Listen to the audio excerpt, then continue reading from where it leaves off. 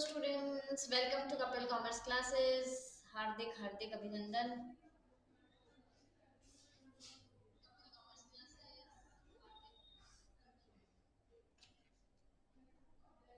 कैसे हो आप सभी? मैं तो बहुत बढ़िया हूँ।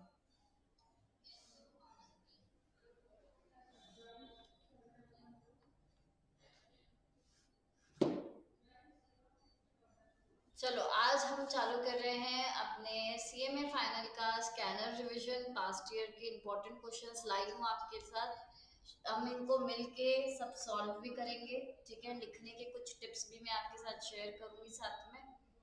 ठीक है, तो ये पूरी हमारी सीरीज है। मैक्सिमम क्वेश्चंस मैंने करने आने की कोशिश की आपको। मैक्सिमम जो हमारे जो चैप्टर्स है ना, कौन से बोर्ड ऑफ डायरेक्टर्स के जो 3 चैप्टर्स हैं, 1.5, 6, 7। ठीक है, ये सारी चीजें मैं इसमें इनकॉर्पोरेट करने की कोशिश कर रही हूँ कि जिस भी बेसिस पे आपके प्रैक्टिकल क्वेश्चंस आते हैं वो हम एक बार गो थ्रू करें।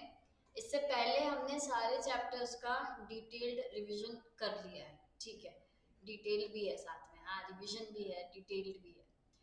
तो आज हम देख रहे हैं स्कैनर के क्वेश्चंस। आई होप आपके लिए अच्छे फ्रूट्स हो इसमें, मतलब आपके लिए हेल्पफुल हो। ठीक है, चलो स्टार्ट करते हैं। हमारा पहला क्वेश्चन आ रहा है। चलो लेट्स गेट स्टार्टेड, जल्दी जल्दी था। आपका भी रिवीजन होता जाएगा। अभी तक हम सिर्फ प्लेन वो ही करते आए हैं कि भाई पढ़ रहे हैं, प्रोविजंस पढ़ रहे हैं। मैंने आपको प्रॉमिस किया था मैं स्कैनर के क्वेश्चंस लाऊंगी। तो ये आज हमारी पहली इंस्टॉलमेंट है जिसमें हम ला रहे हैं आपके लिए क्वेश्चंस स्कैनर के, बोर्ड ऑफ डायरेक्टर्स के तीनों चैप्टर्स के। ठीक है, चलो सबसे पहले आता है examine with reference to the provision of companies act whether notice of the board meeting is required to be sent to the following persons. पहला आ रहा है ऑल्टरनेट डायरेक्टर, फिर आ रहा है इंटरेस्टेड डायरेक्टर, फिर the director who has expressed his inability to attend, और फोर्थ है director who has gone abroad. अगर मैं आपको इस बारे में प्रोविजन बताऊं तो सबसे पहले क्या लिखना है हमें कि भाई नोटिस जो है, आप हमेशा इसी से स्टार्ट करोगे कि जो बोर्ड मीटिंग का जो नोटिस है इसको आपको कब भेजना होता है। तो ये बोलोगे क्लियर 7 डेज नोटिस जो है वो भेजा जाता है। फिर आप साथ में इसमें अटैच करोगे कि किस तरीके से मोड्स मोड्स कौन से हैं, by hand delivery, by post. ठीक है, ऐसे हम स्टार्ट करेंगे। प्रोविजन आपको भी पता है, प्रोविजन एग्जामिनर को ऑब्वियसली पता है, पर इसमें आपकी एक नॉलेज की उसको झलक मिलेगी, आपके लिखने का तरीका और फ्लुएंसी बैठेगी। ठीक है, तो डायरेक्ट हमें वहीं से नहीं स्टार्ट करना है, हमें नोटिस के बारे में कुछ बताना है कि क्लियर 7 डेज नोटिस जो है वो जाना चाहिए हैंड डिलीवरी पोस्ट से। ठीक है, और कहाँ पे जाएगा, कहाँ जाएगा नोटिस? डायरेक्टर के ऑफिशियल एड्रेस पे जो उसने हमें सबमिट करवाया। ठीक है, उस पे ये जाना चाहिए नोटिस। अब यहाँ बोला है कि भले वो अब यहाँ पे पूछ रहे हैं कि किस किस को ये देना जरूरी है। तो मैं आपको प्रोविजन बता देती हूँ। पहला क्या है, ऑल्टरनेट डायरेक्टर। तो ऑल्टरनेट डायरेक्टर कौन होता है? ऑल्टरनेट डायरेक्टर बंदा वो होता है जो कि 3 महीने से ज्यादा, अगर कोई ओरिजिनल डायरेक्टर गया हुआ है, 3 महीने से ज्यादा कोई ओरिजिनल डायरेक्टर इंडिया से बाहर है, इंडिया से बाहर है, आउट ऑफ इंडिया है ना, तो ऐसे केस में वो ऑल्टरनेट डायरेक्टर अपॉइंट करता है। तो यहाँ पे पूछा है कि ऑल्टरनेट डायरेक्टर को जाना है, भाई हर एक डायरेक्टर को नोटिस जाता है। प्रोविजन बहुत क्लियर है, यहाँ हो इंडिया में हो अब्रॉड में हो, ओरिजिनल डायरेक्टर हो ऑल्टरनेट डायरेक्टर हो, सबको नोटिस जाएगा। तो ऑल्टरनेट डायरेक्टर को भी नोटिस जाएगा। ठीक है, फिर आता है सेकंड इंटरेस्टेड डायरेक्टर। तो भैया इंटरेस्टेड डायरेक्टर है मतलब उसका कोई उस जो भी बिजनेस ट्रांजैक्ट करना चाहते हो आप, उसके साथ उसका कुछ ना कुछ इंटरेस्ट जुड़ा हुआ है, तो भाई उसको हम नोटिस तो भेजेंगे, नोटिस उसको भी जाएगा। पर एक इसमें ये जरूर लिखना कि ही विल बी प्रेक्लूडेड, या बोल देना नॉट इंक्लूडेड। ठीक है, इन द वोटिंग, वोटिंग करने का अधिकार नहीं होगा, और अटेंड करने का भी वैसे अधिकार नहीं होता है प्राइवेट पब्लिक के केस में, अलग चीज है। पर यहाँ पर हम बोल देंगे कि उसको नोटिस जरूर जाएगा। ठीक है, फिर तीसरा है a director who has expressed his inability to attend particular board meeting. भैया ठीक है, उसने इनएबिलिटी बता दी, ठीक है, फिर भी आप क्या बोल सकते हो यहाँ पे, जब हैंड डिलीवरी और पोस्ट लिखोगे तो आप बोल सकते हो भैया वीडियो कॉन्फ्रेंसिंग से भी हम इनेबल करवा रहे हैं अपनी बोर्ड मीटिंग, तो वहां से भी वो ज्वाइन कर सकता है। ठीक है, भले ही उसने इनएबिलिटी बता दी है, देन टू अपने को बताना है कि राइट इसको भी, डायरेक्टर को भी जाएगा। फिर director who has gone abroad, original director को भी जाएगा। ठीक है, तो सबको नोटिस जाएगा। अब मैं अगर आपके साथ ये शेयर करूं, देखो लिखने का तरीका देखना, where a director goes abroad for a period of more than 3 months or an alternate director has been appointed in the place under section 161, the notice should be served to alternate director as well as the original director who is outside India for the time being। ठीक है, फिर हम interested director के लिए देखेंगे कि notice must be given to a director even though he is precluded from voting on the meeting of the business to be transacted. समझ आया क्या यहाँ तक? समझ आया, समझ आया।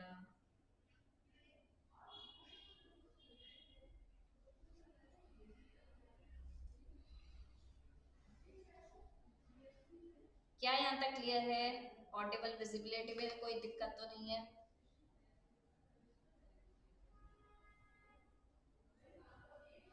हमने अपना फर्स्ट क्वेश्चन कर लिया है, जल्दी जल्दी ज्वाइन हो जाओ। ठीक है,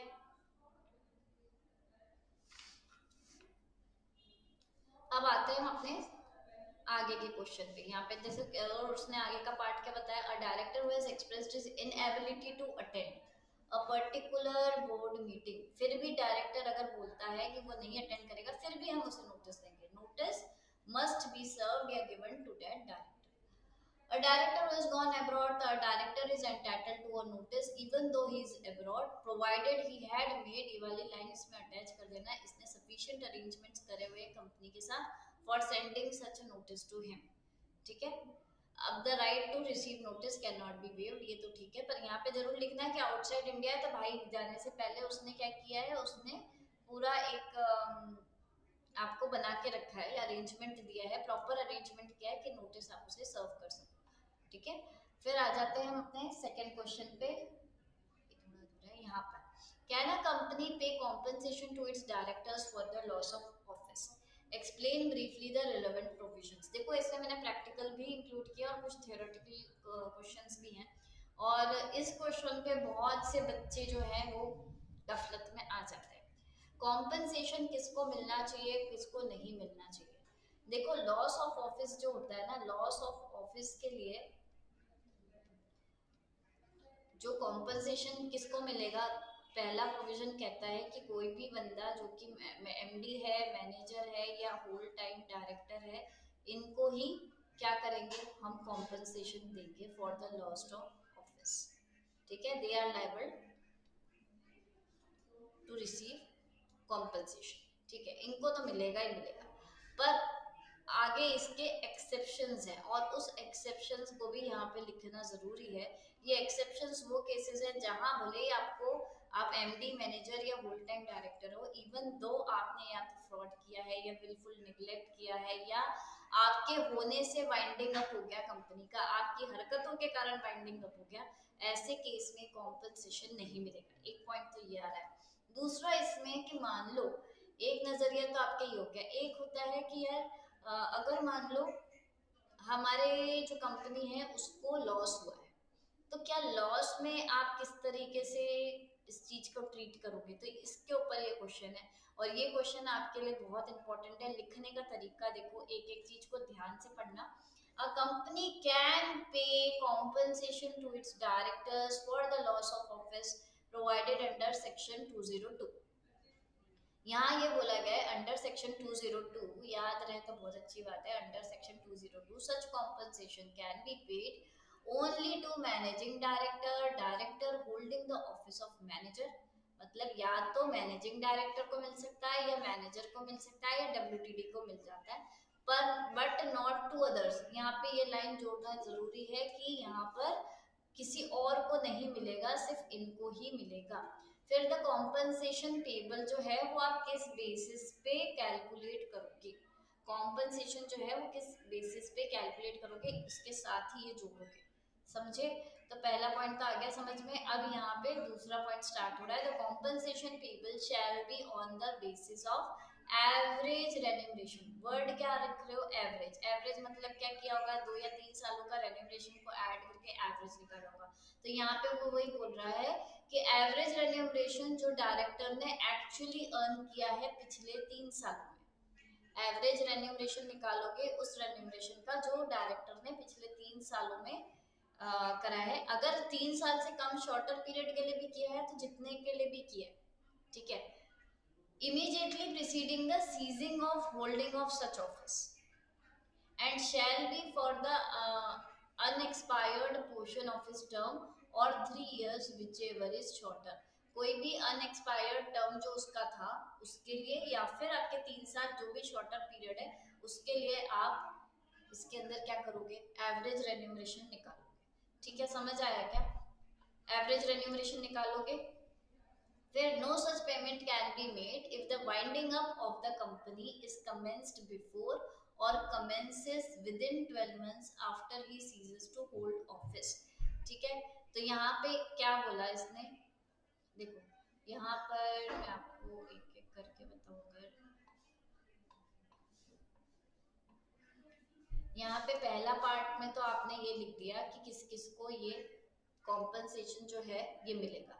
दूसरे पार्ट में आपने लिखा कि कॉम्पनसेशन पेबल कैसे कैलकुलेट करोगे। तो ये अगर आप नॉर्मल हिंदी में समझो तो क्या है? Average of last 3 years. अगर इससे कम टाइम के लिए वो बंदा है ऑफिस में, 1 साल, 1.5 साल, 2 साल, तो उसके बेसिस पे उसका जितना अर्नड है उतना निकालोगे।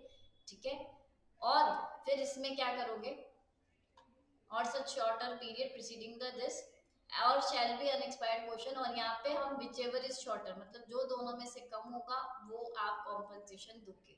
हालांकि कॉम्पनसेशन तब पेबल नहीं होगा अगर वाइंडिंग अप हो गया है, कंपनी का शुरुआत हो गई है वाइंडिंग अप की, ठीक है, या फिर जिस दिन ये होल्ड नहीं कर रहा है ऑफिस उससे इमीडिएटली 12 महीने के अंदर।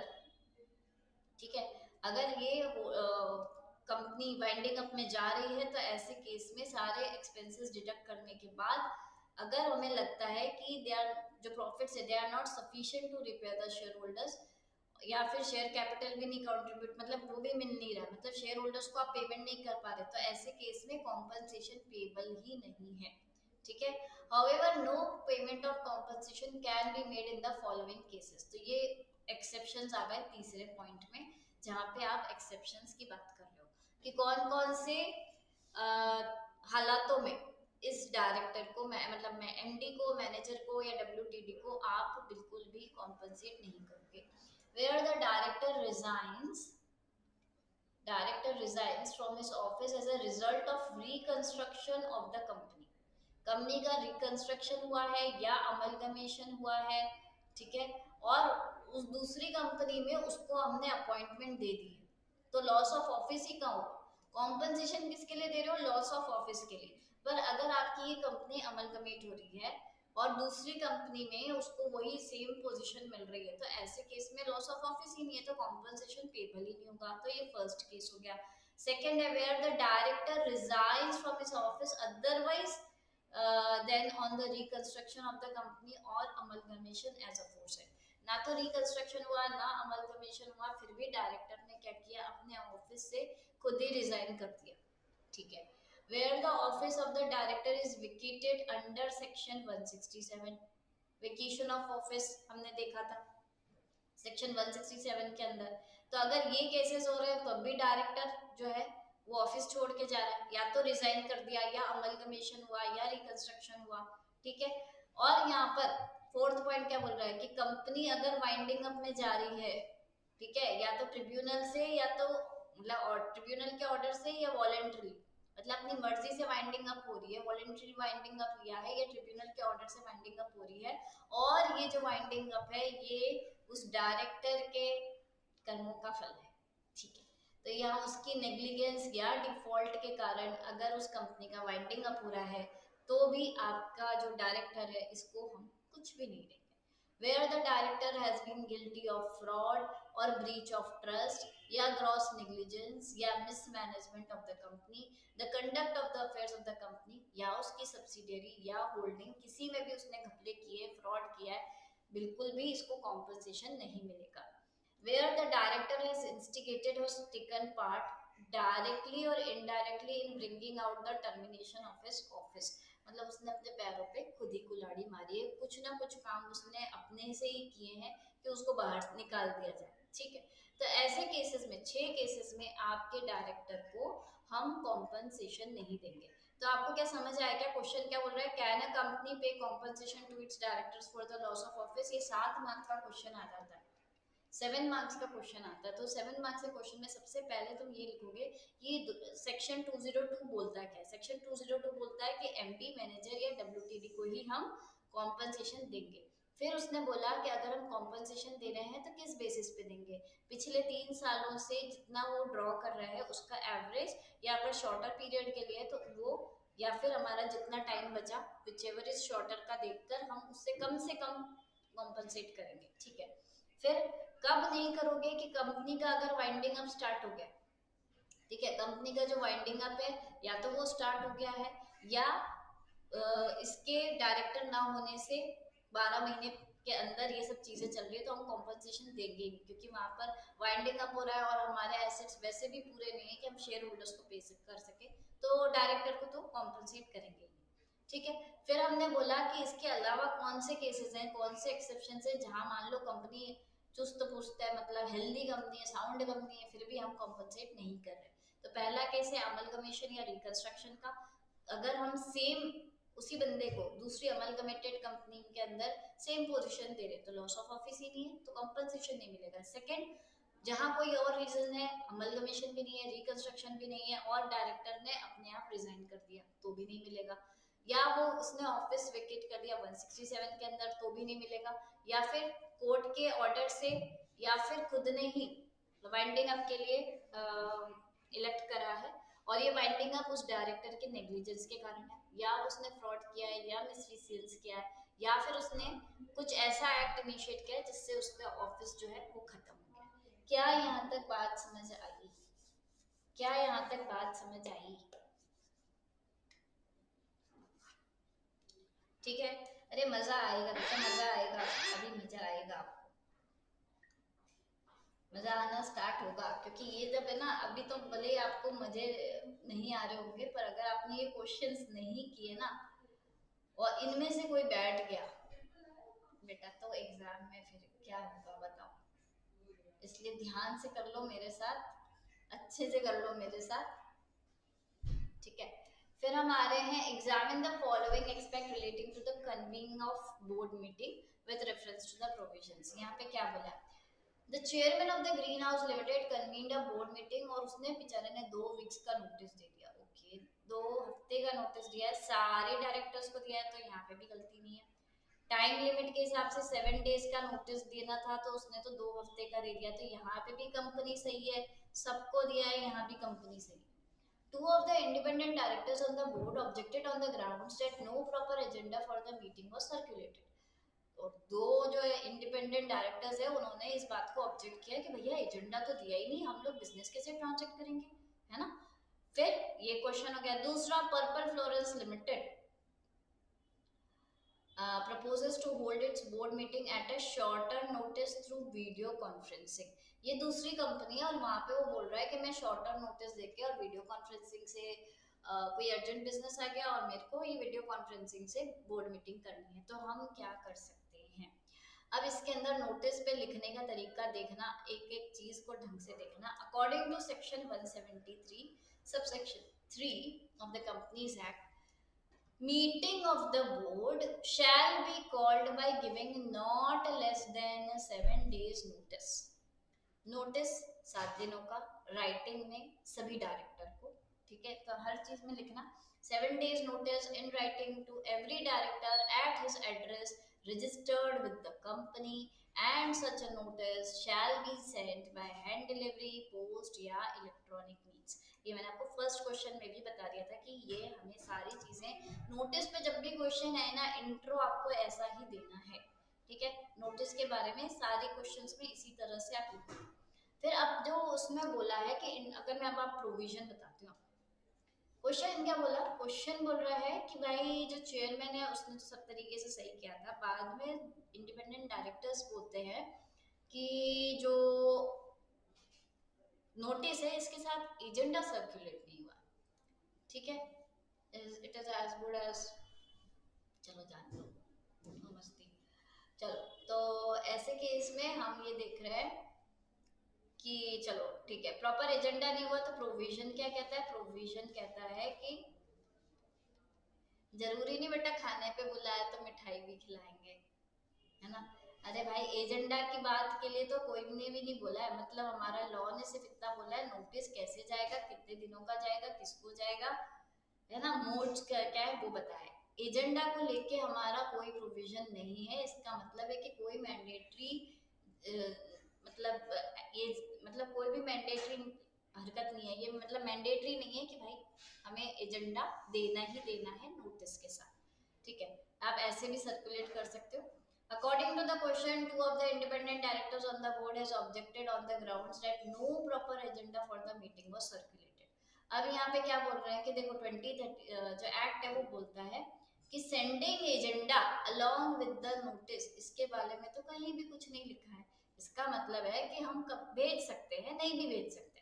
वैसे गुड सेक्रेटेरियल प्रैक्टिस के तहत ये एडवाइस किया जाता है कि आप एजेंडा भेजो ताकि डायरेक्टर्स को नॉलेज हो कि किस तरह का बिजनेस आप ट्रांजैक्ट करने वाले हो, ठीक है। पर हमने ये भी बोल दिया साथ ही साथ कि भाई जरूरी नहीं है, तो ठीक है। और बाकी तो कंपनी ने कहीं गलती नहीं की, तो यहाँ पे ये क्या लिखा है, thus the contention of the independent directors objecting on the grounds that no agenda for the meeting was circulated does not hold good, मतलब सही तरीके से नहीं है और इस पे तो ऑब्जेक्शन बनता ही नहीं। फिर हमने क्या बोला कि देखो मीटिंग भी वैलिड है, ये भी बोल दिया, 2 हफ्ते का नोटिस दिया है, मोर देन 7 डेज का नोटिस दिया है, सभी डायरेक्टर्स को दिया है, तो ये वाला फर्स्ट पार्ट तो सारा वैलिड है। सेकंड में वो बोलता है कि भाई पर्पल लिमिटेड जो है वो चाहती है कि वीडियो कॉन्फ्रेंसिंग से शॉर्टर नोटिस से बोर्ड मीटिंग करें, तो इसको लेके आपको याद होगा मैंने प्रोविजन बताया था, इसको लेके मैंने क्या बताया था कि भाई अगर आप वीडियो कॉन्फ्रेंसिंग से करना चाहते हो कोई प्रॉब्लम नहीं है, जब भी आपके ऊपर क्वेश्चन आता है शॉर्ट टर्म नोटिस पे, तो board meeting short term notice पे हो सकती है। पहला प्रोविजन है शॉर्ट नोटिस पे बोर्ड मीटिंग हो सकती है प्रोवाइडेड कि एक आईडी इसमें प्रेजेंट होना चाहिए, 1 आईडी मस्ट बी प्रेजेंट।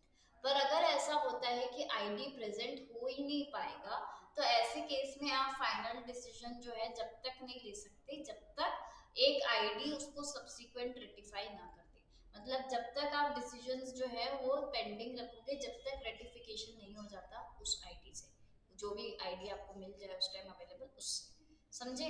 तो यहाँ पे हम लिखोगे कैसे, the directors can participate in a meeting of the board इधर इन पर्सन और थ्रू वीडियो कॉन्फ्रेंसिंग, देखो लिखने का तरीका देख लो, डायरेक्टर्स जो है पार्टिसिपेट कर सकते हैं किससे, पर्सन में, वीडियो कॉन्फ्रेंसिंग से, ऑडियो विजुअल मीन से, या जो भी प्रिस्क्राइब आपका प्रोविजन है उससे, ठीक है।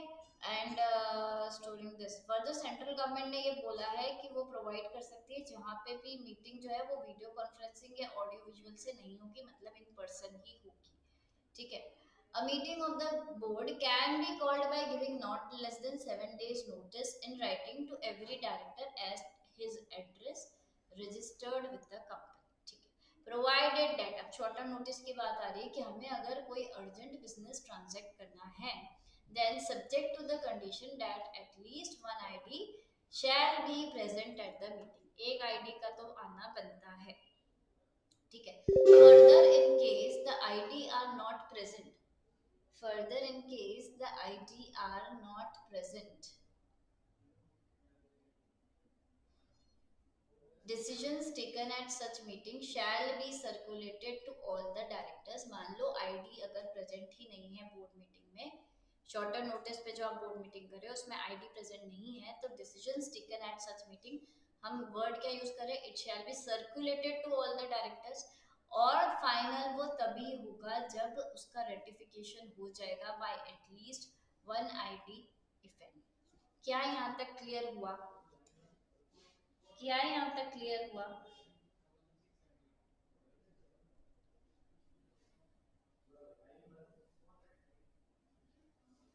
क्या यहाँ तक क्लियर हुआ? ठीक है।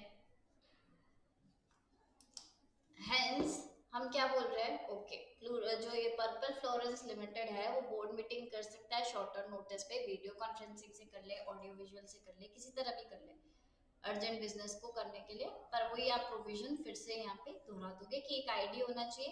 आईडी अगर एब्सेंट है तो सारे डिसीजन सर्कुलेट होंगे और फाइनलाइज तभी होगा जब सब्सिक्वेंट रेटिफिकेशन हो जाता है उस आईडी से।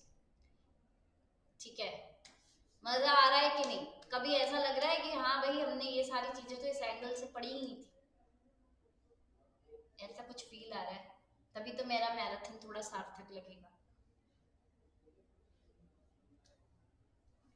चलिए, मजा आना शुरू हो गया, राइट? Good good good. अब हम आगे बढ़ रहे हैं। अब हम आगे और भी क्वेश्चंस करेंगे, जोश को बनाए रखिए। Vijay, a director resigns after giving due notice to the company, ठीक है, and he forwards a copy of resignation in e-form dir 11 to ROC within the prescribed time.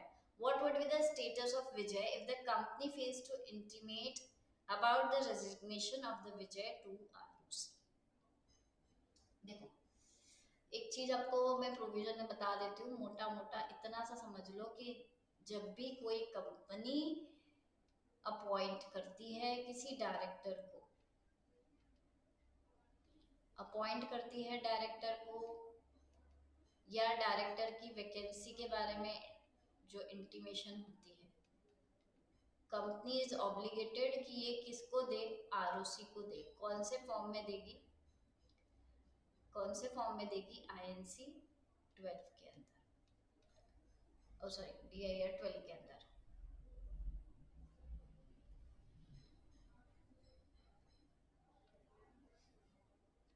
DIR 12 के अंदर कंपनी को देना जरूरी है। पर लॉ ने एक ऑप्शन और दिया है कि ये जो डायरेक्टर जो जा रहा है ना, ये जो डायरेक्टर है ये भी अपना रेजिग्नेशन डीआईआर 11 में सर्व कर सकता है आरओसी को। ये इन केस इसीलिए कर रहा है कि कल को मान लो कंपनी भूल जाती है, कंपनी से फेलियर हो जाता है, डिफॉल्ट हो जाता है, वो इसका इंटीमेशन नहीं दे रही है और कंपनी कल को किसी और कॉन्ट्रैक्ट में लाइबल हो जाती है, डायरेक्टर सारे लाइबल हो जाते हैं, तो ये जो पर्टिकुलर डायरेक्टर है ये क्योंकि बता देगा कि इसने भी डीआईआर 12 में फाइल कर दिया है, तो फिर अब इसका ऑब्लिगेशन नहीं बनेगा। ठीक है, तो ये अपने ऑब्लिगेशन को खत्म करने के लिए खुद भी डीआईआर 11 फाइल कर सकता है आरओसी को। ठीक है, तो अब यहाँ पे देखो क्या लिखा है, रेजिग्नेशन ऑफ डायरेक्टर आता है हमारे सेक्शन 168 के अंदर। क्या बोला है? A director may resign from his office by giving a notice in writing. मैंने आपको ये भी बताया था, राइट? एक चीज इधर और देख लो, डायरेक्टर को हम क्या कर रहे हैं, यहाँ पे रेजिग्नेशन हो रहा है ना, तो रिजाइन करा है, तो देखो रिजाइन करते हैं या रिमूवल करते हैं, ये भी मैंने बताया हुआ है आपको क्लास में। रिजाइन करो या रिमूवल करो, दोनों चीजें एक नोटिस से होती है। बात ये होती है कि नोटिस कौन अब किसको भेजेगा। रेजिग्नेशन में ये जो नोटिस है ये कौन भेजेगा? डायरेक्टर भेजेगा कंपनी को। रिमूवल के केस में कंपनी भेजेगी डायरेक्टर को। तो आपका आंसर यहीं से स्टार्ट होना चाहिए कि कोई भी डायरेक्टर अगर रिजाइन कर रहा है तो उसको नोटिस देना पड़ेगा कंपनी को। ठीक है, तो वहीं से लिखना, a director may resign from his office by giving a notice in writing to the company, board shall on receipt of such notice. जैसे ही बोर्ड को ये नोटिस मिलता है तो उसको उसका नोट लेना है, डेट इज उसको कंसीडर करना है ना। और फिर the company shell with in 30 days, company के ऊपर ऑब्लिगेशन क्या है कि डीआईआर 12 फाइल करे 30 डेज के अंदर from the date of receipt of notice of resignation.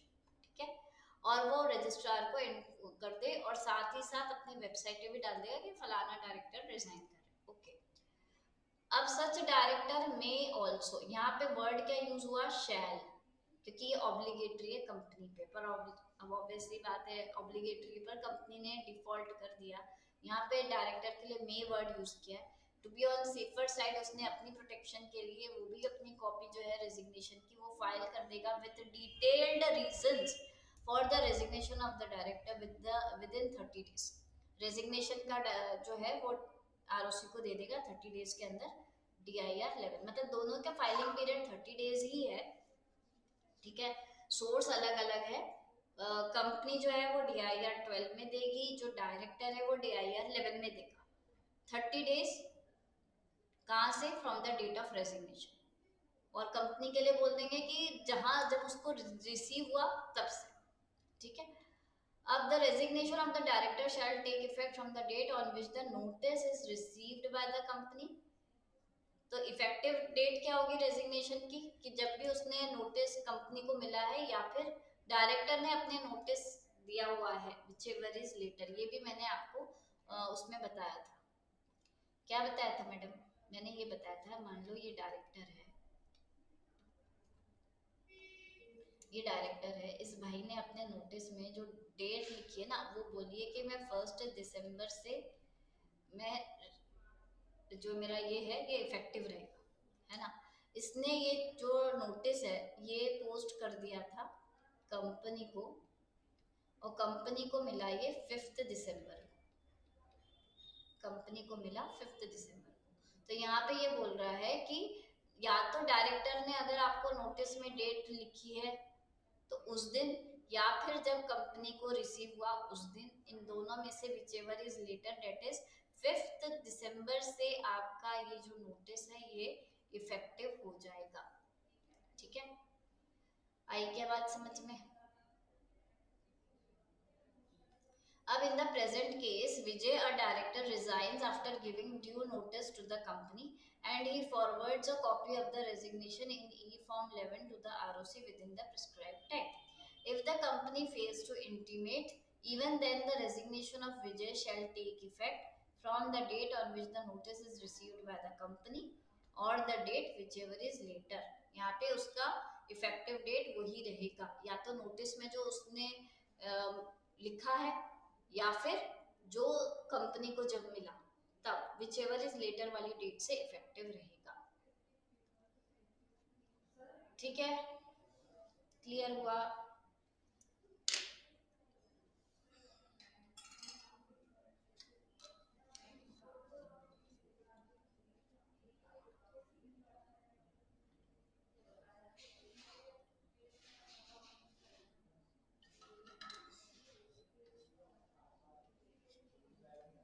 चल अब हम आगे चलते हैं।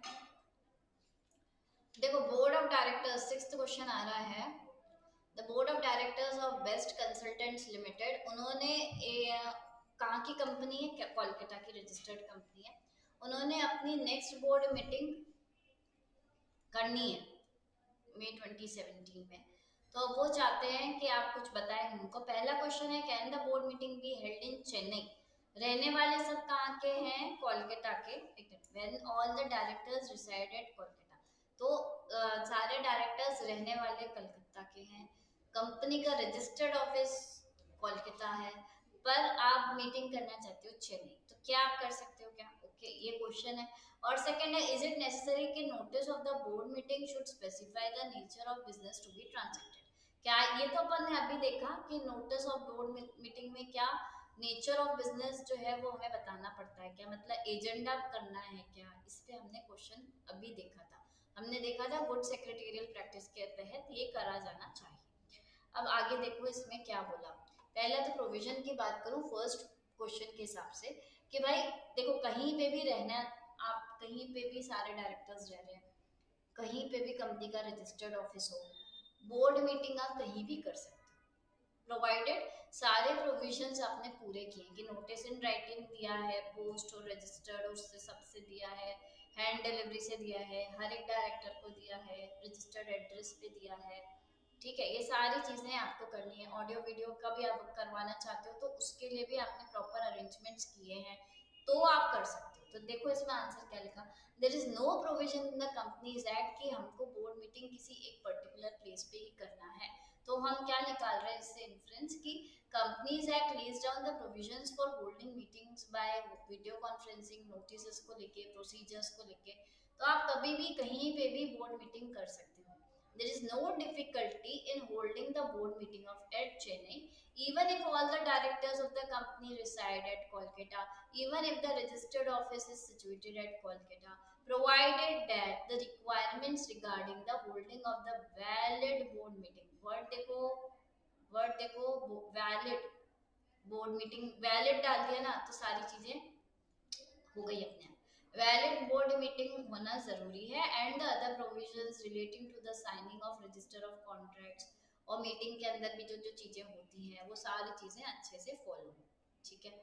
अब उसने सेकंड पार्ट बोला था. सेकंड पार्ट में क्वेश्चन क्या था कि बिजनेस में वो नेचर ऑफ बिजनेस अगर स्पेसिफाई करना है या नहीं, तो हमने इसके बारे में बता दिया कि ऐसा कोई प्रोविजन नहीं है कि नोटिस के कंटेंट्स के बारे में कि क्या क्या होना ही चाहिए. इट मे बी कॉन्स्टिट्यूट कि नोटिस एक मीटिंग का इंटीमेशन है और उसमें जरूरी नहीं कि हम एजेंडा भेजें. वैसे तो ये गुड सेक्रेटेरियल प्रैक्टिस के तहत ये होना चाहिए कि हम पूरे डिटेल्स दें उस बिजनेस के जो भी हम ट्रांजैक्ट करना चाहते हैं. अब articles of the company may make it compulsory to do so in almost all cases. ठीक है. समझ आया क्या?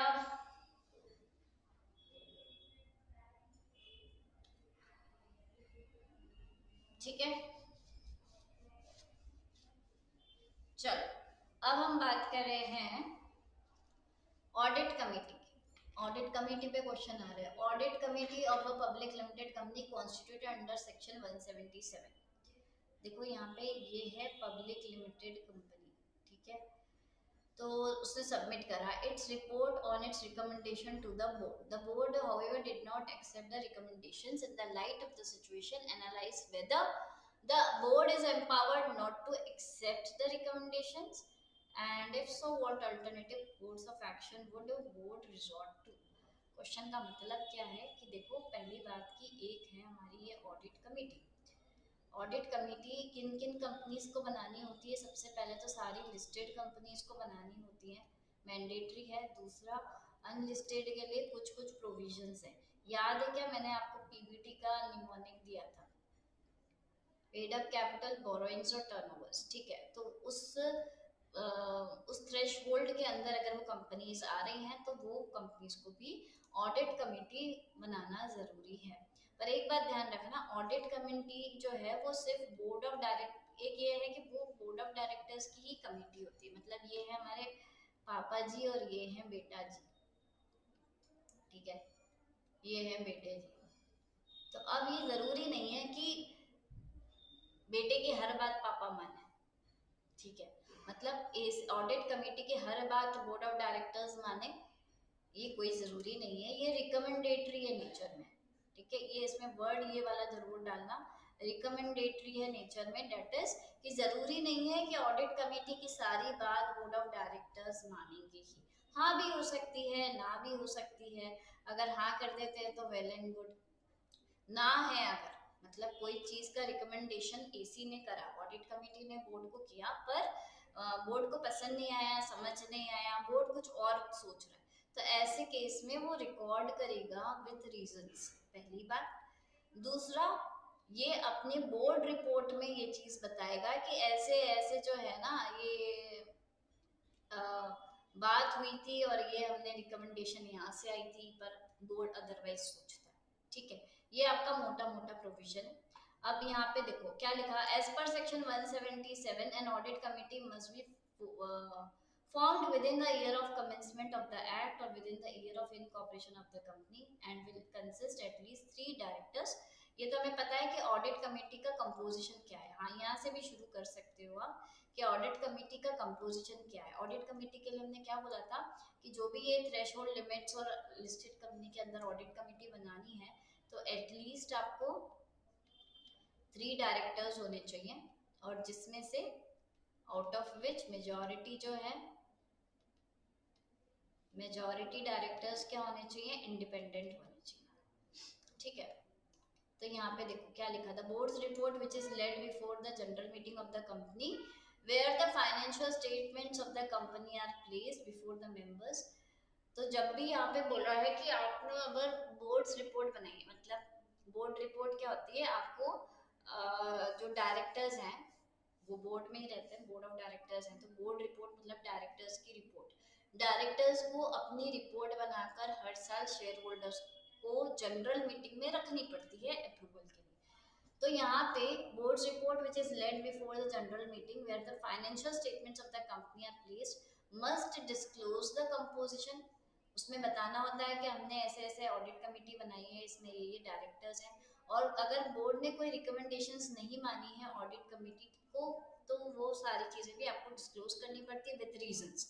ठीक है, इसीलिए बोर्ड को यहाँ पे एम्पावर किया है कि जरूरी नहीं कि तुम ऑडिट कमेटी की बात मानो, पर genuine circumstances and legitimate reasons हैं तो बिल्कुल तुम छोड़ सकते हो। If the board does not accept the recommendations, it shall disclose the same in its report under section this. समझे क्या? क्लियर हुआ क्या?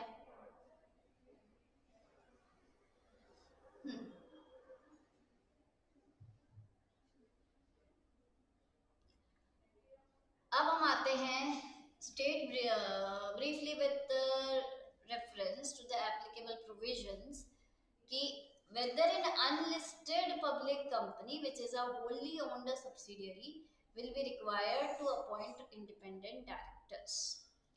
आईडीज को अपॉइंट करने के लिए बोला तो सभी में गया है, मैंने आपको बताया था आईडीज जो है या हमारी ऑडिट कमेटी है, इन दोनों के जो प्रोविजंस है वो यही सेम है कि लिस्टेड कंपनीज को बनाना है और अनलिस्टेड पब्लिक कंपनीज को वो पीवीटी का थ्रेशहोल्ड देखना है। ठीक है, पेड अप कैपिटल, बोरोइंग्स और टर्नओवर, ठीक है, दोनों के लिए सेम है। अब यहाँ पे बोला गया है कि ठीक है अभी इनको तो बनाना जरूरी है, इनको आईडीज रखना जरूरी है, पर किनको नहीं रखना है। भले कंपनीज इसमें आ रही हैं पर अगर वो होली ओन सब्सिडियरी है या वो आपकी डोरमेंट कंपनी है, ठीक है, तो ऐसे केस में आप छोड़ सकते हो, आपको आईडीज अपॉइंट करने की जरूरत नहीं है। तो देखो प्रोविजन क्या कहता है, अब इतना तो याद नहीं रहेगा। देखो आईडी का प्रोविजन आपका 149 का है, इतना तो याद है क्या? आईडी का प्रोविजन 149 का है जो उसके अपॉइंटमेंट की बात करता है। तो और रूल 4 मतलब वही है अनलिस्टेड पब्लिक कंपनीज का। ठीक है, तो as per section 149 subsection 6 read with rule 4 of the Companies Act, this public companies of prescribed class shall require to appoint minimum 2 independent directors। ये कहाँ से आया मैडम? अभी तो आपने बोला था कि ऑडिट कमेटी में 3 डायरेक्टर्स चाहिए। तो देखो एक चीज ये मैं इधर ही बता देती हूँ, यहाँ पे जो 3 डायरेक्टर्स की कहानी थी ये लिस्टेड कंपनीज को है कि लिस्टेड कंपनीज जो है वो ये करेंगी, और जो है आपकी अनलिस्टेड पब्लिक कंपनीज जो हो रही है ना उनको 2 डायरेक्टर्स ही अपॉइंट करना। ठीक है, तो 2 डायरेक्टर्स तो अपॉइंट करने ही करने, ठीक है, अनलिस्टेड कंपनीज के लिए। तो यहाँ पे इसलिए उसने बोला कि जो जो कंपनीज हैं shall require to appoint prescribed class के, they shall require to appoint minimum 2 IDs. ठीक है, अब यहाँ पे बोला है कि अनलिस्टेड पब्लिक कंपनी है पर वो एक जॉइंट वेंचर है या होली ओन्ड सब्सिडियरी है या डोरमेंट कंपनी है तो उसको आईडी बनाने की जरूरत नहीं है।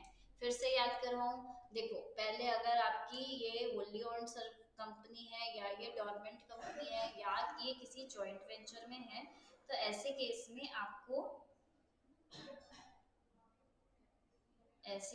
में आपको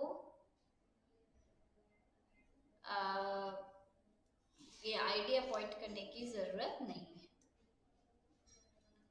ठीक है, मुझे थोड़ा सा क्लास में ऑडियो का प्रॉब्लम, वीडियो का प्रॉब्लम लग रहा है, एक सेकेंड होल्ड कीजिए।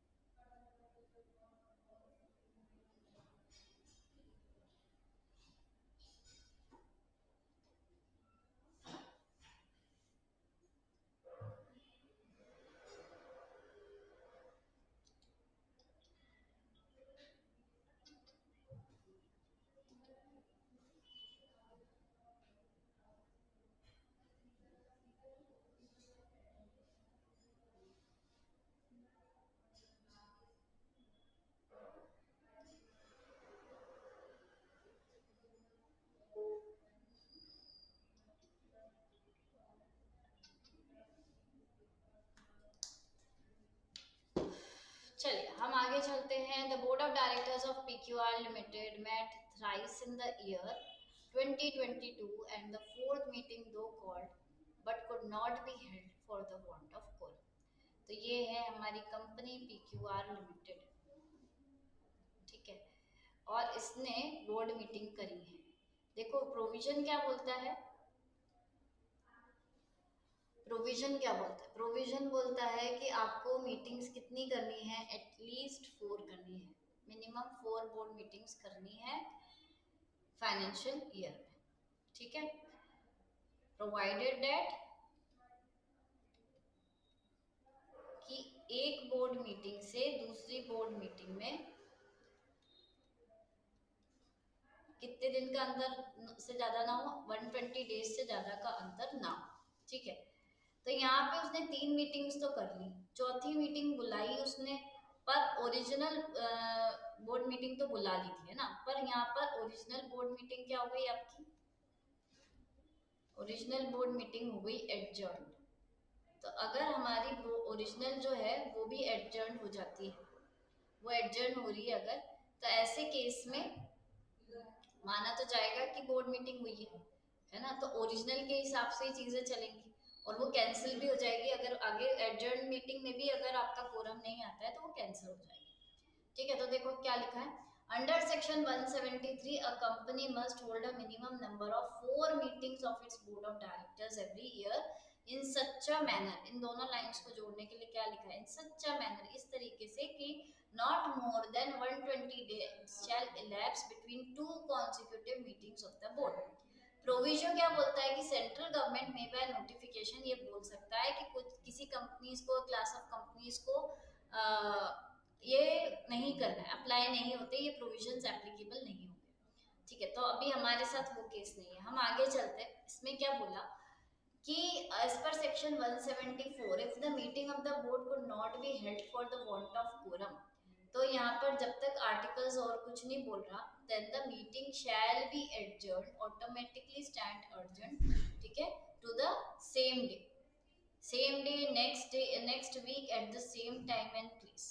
मतलब ये है कि एडजर्न मीटिंग को लेके, एडजर्न मीटिंग को लेके मैंने अभी आपको प्रोविजन बताया ना, हाँ, एडजर्न मीटिंग को लेके अगर ओरिजिनल बोर्ड मीटिंग अगर एडजर्न होती है तो same day, next week, same time same place, ठीक है। पर अगर सेम टाइम सेम प्लेस ये हो जाता है देन तो इट्स ओके, या फिर अगर बोर्ड ने कुछ और डिसाइड कर दिया है तो वो उस हिसाब से आपकी एडजर्न्ड बोर्ड मीटिंग होगी, ठीक है। तो यहाँ पे क्या बोला इसने कि एडजर्न बोर्ड मीटिंग हो सकती है, पर अब इसमें एक ट्विस्ट ये है, ओरिजिनल बोर्ड मीटिंग तो देखो नेशनल हॉलीडे पे हो सकती है, ओरिजिनल बोर्ड मीटिंग जो है, ओरिजिनल बोर्ड मीटिंग जो है it can be held on a national holiday, national holiday पे भी हो सकती है। पर जो एडजर्न्ड बोर्ड मीटिंग है ना, अगर एडजर्न्ड हुई है तो आपको साथ में ये लिखना पड़ेगा कि adjourned board meeting national holiday पे नहीं हो सकती, नेक्स्ट सक्सीडिंग डे पे होगी, ठीक है, सक्सीडिंग डे पे होगी। अगर वो एडजर्न बोर्ड मीटिंग अगर आप किसी ऐसे दिन करना चाहते हो जो नेशनल हॉलीडे पे है, तो नेशनल हॉलीडे पे एडजर्न्ड मीटिंग नहीं हो सकती, एडजर्न्ड बोर्ड मीटिंग नहीं हो सकती, ठीक है। तो ऐसे केस में नेक्स्ट डे पे ही ये बात जाएगी। तो यहाँ पे भी यही लिखा है इन्होंने कि अगर मान लो ये जो बोर्ड मीटिंग है ये वैसे तो एडजर्न हो जाएगी, है ना, ये बोर्ड मीटिंग है ये एडजर्न हो जाएगी और सेम डे पे एडजर्न होगी, पर अगर उस दिन भी नेशनल हॉलीडे है तो फिर वहाँ पे नेक्स्ट सक्सीडिंग डे पे सेम टाइम सेम प्लेस वो मीटिंग हो सकती है। अब अगर हमारा कोरम एडजर्न्ड मीटिंग में भी नहीं आया तो फिर मीटिंग क्या हो जाएगी, कैंसिल हो जाएगी। ओरिजिनल में नहीं आया था तो ऑटोमेटिकली एडजर्न हो गई थी, एडजर्न्ड में नहीं आया तो फिर ऑटोमेटिकली समझ लो कि कैंसिल हो गई, ठीक है। An adjourned meeting being a continuation of the original meeting, interval period जो है वो ओरिजिनल से ही गिनेंगे, ठीक है। इंटरवल पीरियड कौन सा, 120 दिन वाला जो था वो कहाँ से गिनोगे, ओरिजिनल मीटिंग से ही गिनोगे, बहुत इंपॉर्टेंट पॉइंट है, ओरिजिनल मीटिंग से ही गिनोगे। आई के बाद समझ में। Thus in case of an adjourned meeting the gap of 120 days for for the purpose of fixing the date of the next meeting or any other purpose should be counted from the date of original meeting. ठीक है, फिर अपन ने इस case के बारे में लिख लेंगे, क्योंकि इसने पूछा है कि क्या कंपनी ने कोई प्रोविजंस कॉन्ट्रवीन किए हैं, तो यहाँ पे आप ये लिखोगे कि बट इफ कंक्लूड ये करोगे, but if the 4 board meetings जो है, जो 4th बोर्ड मीटिंग है वो एडजर्न्ड हो गई due to want of quorum, और एडजर्न्ड मीटिंग अगर स्टिपुलेटेड टाइम और वैलिड सब चीजों के साथ हुई है, then the company has not contravene to the provisions of the act, right.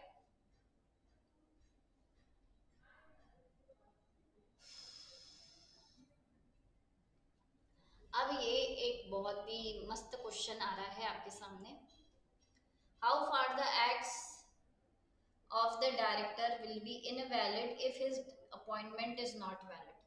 ऐसा लगता है ना कि भाई डायरेक्टर जो है, जिसको हमने ऑथराइज किया हुआ है, जिसका अपॉइंटमेंट हमने किया है, बाद में मालूम पड़ रहा है कि इसका अपॉइंटमेंट ही इनवैलिड था, तो इसके किए गए जो सारे कॉन्ट्रैक्ट्स हैं, है ना, जो भी सारे इसने कुछ भी अगर लोन इंकर किया, डेट इंकर किया, तो ऐसे केस में इसके जो एक्ट्स हैं ये वैलिड रहेंगे कि नहीं। अपॉइंटमेंट इनवैलिड है तो एक्ट्स वैलिड रहेंगे कि नहीं, बहुत ही वाजिब क्वेश्चन है। देखो जरा, इसमें बहुत से बच्चे घूम जाते हैं इधर उधर। Section 176 seeks to provide protection to the company and the third parties where certain acts are done by the director अगर गुड फेथ में किया गया है एंड विदाउट नोटिस कि ये सारा इलीगली हो रहा है, उसको नहीं पता था कि उसका अपॉइंटमेंट जो है वो इनवैलिड है, इनवैलिड तरीके से हुआ है, उसने गुड फेथ में कुछ कुछ काम करे हैं, तो यहाँ पे उसने 176 ने बोला है it validates the bona fide acts of the de facto directors.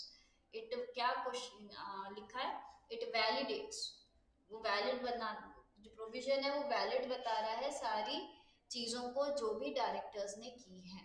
अब यहाँ पे देखो क्या लिखा है, acts of the director validated, no act done by a person as a director shall be deemed to be invalid। ऐसी कोई भी चीज नहीं है जो डायरेक्टर के हम इनवैलिड मानेंगे अगर बाद में हमें पता चलता है कि उसका अपॉइंटमेंट इनवैलिड था किसी डिफेक्ट या डिस्क्वालिफिकेशन की वजह से, या उसका जो अपॉइंटमेंट था वो टर्मिनेटेड है by the virtue of the provisions of the act और articles of the company. Act से या आर्टिकल से अगर वो इनवैलिड हो रहा है, देन टू भी जो सेक्शन है हमारा 176 ये प्रोटेक्ट कर रहा है उस डायरेक्टर को, उस कंपनी को, तो ऐसे केस में कोई दिक्कत नहीं है। आप आराम से ये कह सकते हो कि जो डायरेक्टर है भले उसका अपॉइंटमेंट इनवैलिड है, पर उसके द्वारा किए गए गुड फेथ में जो भी काम है वो सारे वैलिड रहेंगे।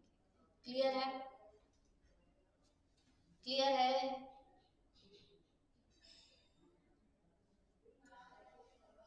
चलो, बहुत इंपॉर्टेंट आ रहा है नेक्स्ट क्वेश्चन, बहुत बढ़िया सा क्वेश्चन लेके आई हूँ मैं आपके साथ। The board of directors of green environment limited at a meeting held on 15 January 2012 resolved to borrow a sum of 50 crores from a nationalized bank।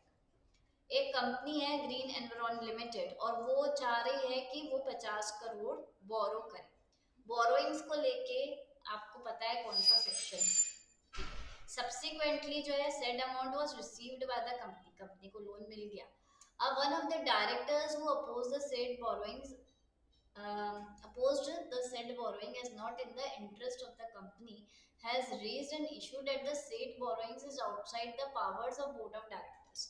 उसको लगा कि ये इंटरेस्ट में नहीं था कंपनी के, तो इसने डायरेक्टर्स ने बोला कि ये जो बोर्ड ऑफ डायरेक्टर्स ने जो बोरोइंग की है ना, ये उनका अल्ट्रा वायरस एक्ट, तो कंपनी आपसे फिर इस डेटा को देके पूछ रही है कि कंपनी के मैनेजमेंट को एडवाइस करो। देखो अगर बात देखें तो यहाँ पे क्या बोला उसने कि सेक्शन 180 सबसेक्शन 1 क्लॉज सी बोलता है कि जो बोर्ड है, सेक्शन 179 के क्या बोलता है, पावर्स ऑफ बोर्ड। सेक्शन 179 क्या बोल रहा है, पावर्स ऑफ बोर्ड, और सेक्शन 180 बोलता है भैया रुक जाओ, थम्बा थम्बा थम्बा। ठीक है, आप बहुत सारी चीजें जो हैं वो नहीं कर सकते, जो रिस्ट्रिक्शंस है कुछ इम्पोज की गई हैं बोर्ड पे, ठीक है, उनमें एक आता है टू बोरो द मनी। ठीक है, According to that section, the borrowings should not exceed the aggregate of paid up capital and free reserves.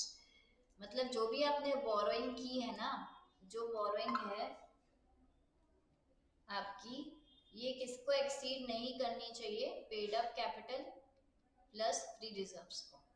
Temporary loans जो हैं वो हम इसमें से नहीं लेंगे, टेम्पररी लोन्स को इस लिमिट को कैलकुलेट करने में एक्सक्लूड कर देंगे। तो अगर अपन गिवन केस देखें तो देखो कितना है, 15 करोड़ ये है, रिजर्व एंड सरप्लस ये है, तो ये हो गए 35 करोड़। ठीक है, इन्होंने बोरोइंग कितने की 50 करोड़ की, तो ऑब्वियसली ये लिमिट के बाहर है। ठीक है, तो ये बोर्ड ऑफ लिमिट डायरेक्टर्स ने क्या किया, अल्ट्रा वायरस एक्ट तो किया है, पर इसके दो आप बता सकते हो चीजें कि अल्ट्रा वायरस एक्ट है, ऑल्दो अगर शेयर होल्डर्स को लगता है कि भले ये एक्ट अल्ट्रा वायरस है पर ये कंपनी के इंटरेस्ट में है, तो वो उसको सब्सिक्वेंट रेटिफाई कर सकते हैं, क्योंकि ये एक्ट एमओए के अल्ट्रा वायरस नहीं है, कंपनीज एक्ट के अल्ट्रा वायरस नहीं है, ये बोर्ड ऑफ डायरेक्टर्स के अल्ट्रा वायरस है, then it can be subsequently ratified. ठीक है, तो इस चीज को आप यहाँ पे लिख सकते हो। However, from the figures available in the present case, the proposed borrowings will exceed the limit mentioned. तो बोरोइंग तो हमें मालूम पड़ रहा है कि बोर्ड ऑफ डायरेक्टर्स के हिसाब से मतलब उनके पावर के बियॉन्ड है। However, the shareholders have the power to ratify the act of board of directors if it is not beyond the powers of the company as laid down in the memorandum। मतलब इसने यहाँ पे MOA का जिक्र तो किया ही है कि MOA में अगर कोई रोक नहीं है, MOA का कहीं उल्लंघन नहीं है, कहीं कॉन्ट्रवेंशन नहीं है, तो ऐसे केस में आप इसका सब्सिक्वेंट रेटिफिकेशन कर सकते हो। तो इस केस में भी बोला गया कि शेयर होल्डर्स जो है ये इस एक्ट को रेटिफाई कर सकते हैं कि क्योंकि ये कंपनी के इंट्रा वायरस, अल्ट्रा वायरस नहीं, even though it may be beyond the powers of board of directors. ठीक है, तो अब यहाँ पे उनको एडवाइस देना है, तो यहाँ पे हमने बोला कि चलो जो मैनेजमेंट है वो एजीएम बुला सकती है और मीटिंग में रेजोल्यूशन पास कर सकती है। बोरोइंग अगर उसमें अगर उन्होंने रेजोल्यूशन पास कर दिया, तो अगर मेंबर्स ने हाँ कर दी, सब्सिक्वेंट रेटिफाई किया, then the borrowing is valid and it is binding on the company and its members। क्या यहाँ तक समझ आया?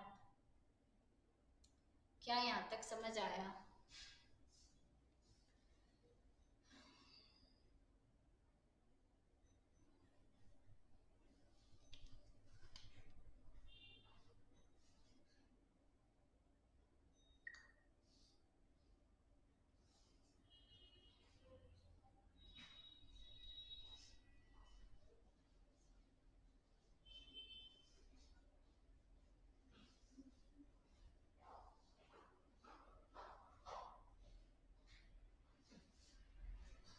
चलो नेक्स्ट क्वेश्चन हमारा लेते हैं। Jupiter textiles limited was incorporated on 1 जून 2009।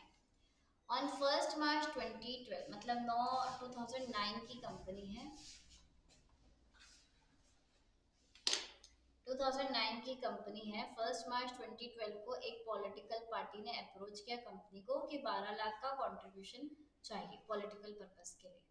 अब हमको कंपनी को एडवाइस देना है, is the company legally authorised under the companies Act to give his political contribution. तो ऑब्वियसली हम पॉलिटिकल कंट्रीब्यूशन कर सकते हैं। Will it make a difference if the company was in existence on 1 April 2009? अगर इससे पहले ही वो 2009 में अगर एग्जिस्टेंस में थी तो क्या रहेगा? एंड द कंपनी भी penalised for violation of applicable provisions, what are the disclosure requirements in this regard? ठीक है, थैंक यू।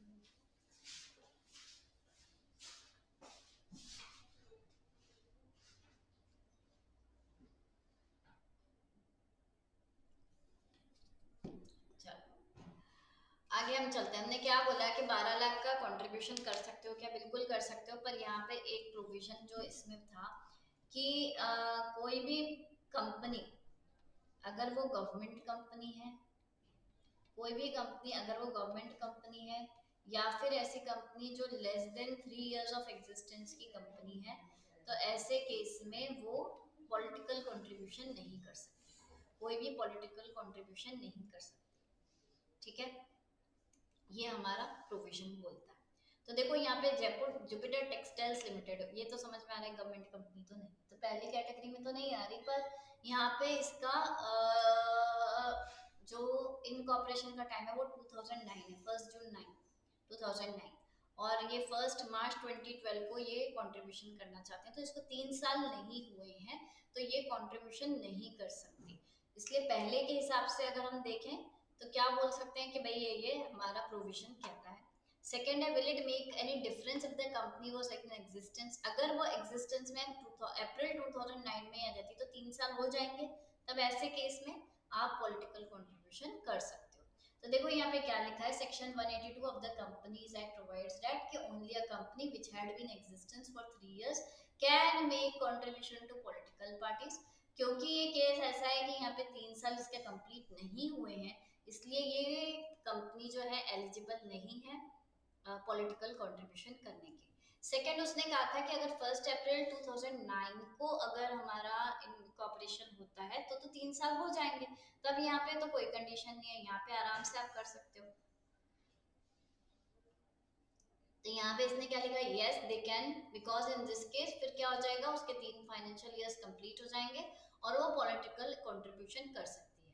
अब कितना पॉलिटिकल कंट्रीब्यूशन कर सकती है, तो पहले 7.5% था एवरेज नेट प्रॉफिट्स का, पर अब नहीं है, अब आप अनलिमिटेड कर सकते हो। ठीक है, तो यहाँ पर आप बिल्कुल कर सकते हो। रेजोल्यूशन आपको पास करना पड़ेगा बोर्ड ऑफ डायरेक्टर्स की मीटिंग में। ध्यान रखना क्या लिखोगे, बोर्ड ऑफ डायरेक्टर्स की मीटिंग इन पर्सन में होगी, उसके अंदर पॉलिटिकल कंट्रीब्यूशन के ऊपर आप डिसाइड कर सकते हो। फिर है थर्ड क्वेश्चन क्या था, can the company be penalised for violation.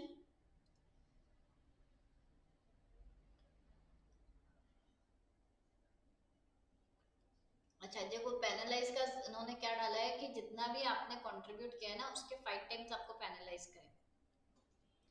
ठीक है, और फिर इम्प्रिजनमेंट भी है, तो फाइन कितना है, 5 टाइम्स तक का फाइन है। फाइन कितना है, 5 टाइम्स तक का। इम्प्रिजनमेंट है 6 महीने की। ठीक है, और इसने बोला है कि क्या डिस्क्लोजर्स करना है, तो पीएनएल अकाउंट में आपको ये डिस्क्लोज करना पड़ेगा। ये ऑब्लिगेशन तो हर एक कंपनी पे जो भी अगर पॉलिटिकल कंट्रीब्यूशन करती है तो पीएनएल अकाउंट में उनको जो कंट्रीब्यूशंस किए हैं उस बारे में लिखना पड़ेगा।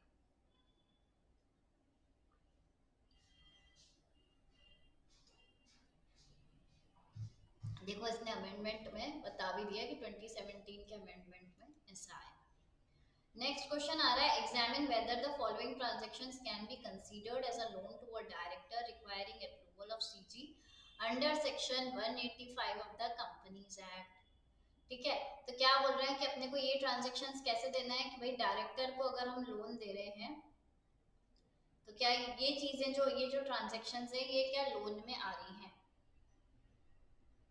क्या ये माना जाएगा कि सेक्शन 185 में कवर हो रही है और इसमें सीजी की अप्रूवल चाहिए। पहला केस क्या है, a public company secures residential accommodation for the use of its managing director by entering into an arrangement under which the company has to deposit a certain amount with the landlord to secure compliance with the terms of agreement। यहाँ managing director को हम residential accommodation देने की बात कर रहे हैं। ठीक है, और उसके लिए अरेंजमेंट या एग्रीमेंट करना है, और उसमें हमको क्या करने पड़ेगा, उसमें हमें वो करना है, क्या बोलते हैं, आपका कंप्लायंस करना है। ठीक है, एग्रीमेंट के टर्म्स के हिसाब से। ठीक है, एक तो क्वेश्चन ये है। फिर है, a public company purchase a flat which is subsequently sold to a director at the prevailing market price out of which the director pays 50% immediately and the contracts to pay the balance in 10 equal installments। जल्दी से आप मुझे ये message करके बताओ इसके बारे में आप क्या सोचते हो, जब तक मैं मेरी चाय खत्म करती। ठीक है, जल्दी से बताओ।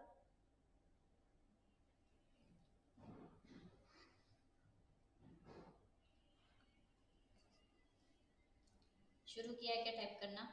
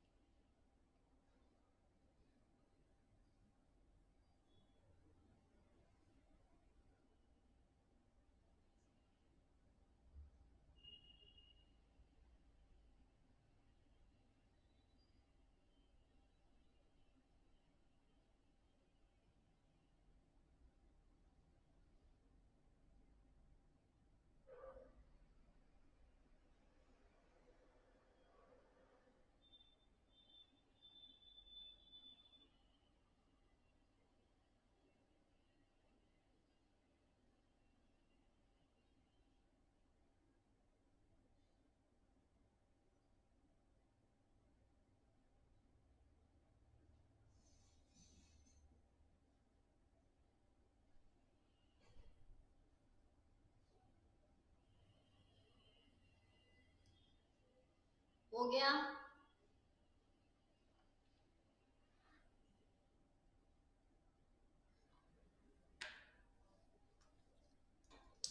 चलो, a public company secures residential accommodation for the use of its managing director। Public company ने क्या किया, अपने मैनेजिंग डायरेक्टर को अकोमोडेशन देने के लिए वो एग्रीमेंट में के तहत उसको कोई डिपॉजिट देना पड़ रहा है, तो क्या ये डिपॉजिट लोन माना जाएगा क्या डायरेक्टर को? नहीं रे बाबा, ठीक है, डायरेक्टर को लोन माना जाएगा क्या? नहीं। A public company purchases a flat which is subsequently sold to a director at the prevailing rate market price out of which the director pays this।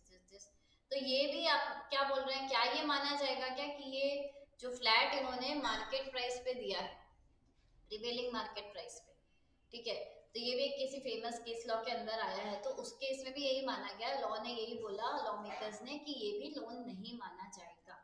ठीक है। तीसरा क्वेश्चन क्या आ रहा है इसमें कि A was appointed director of the company in its AGM, he took over the office and started acting on the behalf of the company as its director.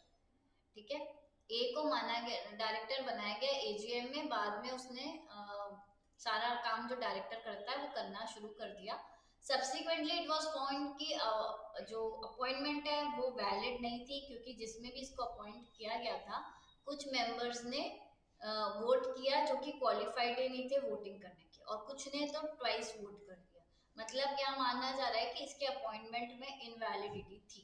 तो ऐसे केस में ये बोल रहे हैं एज सच द अपॉइंटमेंट जो हो गया वो डायरेक्टर का, वो भी इनवैलिड माना जा रहा है। क्या ए के एक्ट्स जो उसने किए हैं डायरेक्टर के रूप में वो वैलिड रहेंगे या बाइंडिंग रहेंगे? अभी इस क्वेश्चन का हमने आंसर देख लिया था, तो इससे पहले के जो दो क्वेश्चन है उनके बारे में देखते हैं। देखो क्या लिखा है, the deposit for the cost of purchase of the property. कोई भी डिपॉजिट अगर आपने किसी एमडी, मैनेजर या किसी के लिए भी लिया है और उसके मतलब किसी भी तरह के टर्म्स एंड कंडीशंस में आपको कोई भी तरह का पैसा अगर कंपनी को देना पड़ रहा है एमडी के लिए, तो वो ये नहीं माना जाएगा कि वो एमडी को लोन दिया गया। ठीक है, किसी भी टर्म्स पे तो it can not be regarded as a loan और एडवांस टू द एमडी और book debt attracting the provisions. ठीक है, कोई ये एमडी को कहीं से कहीं फर्क ना पड़ रहा। ठीक है, फिर एक मैंने क्या बोला था, ये वाला, हाँ, जहाँ पे कंपनी ने अपने जो फ्लैट्स हैं उनमें से एक फ्लैट डायरेक्टर को प्रिवेलिंग मार्केट प्राइस पे बेचा, जिसपे उस डायरेक्टर ने इमीडिएटली आधा तो पेमेंट कर दिया और बाद का इंस्टॉलमेंट्स में कर रहा है।